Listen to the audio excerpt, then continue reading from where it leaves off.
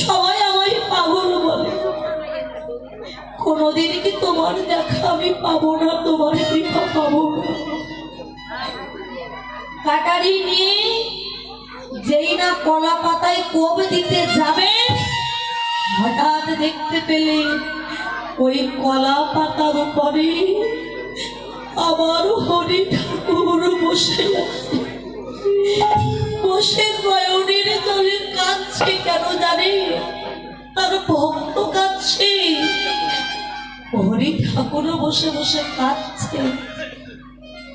হরি ঠাকুরকে দেখে কাটারি হাতে নিয়ে দাঁড়িয়ে আছে, অপলক নেত্রে তাকিয়ে আছে।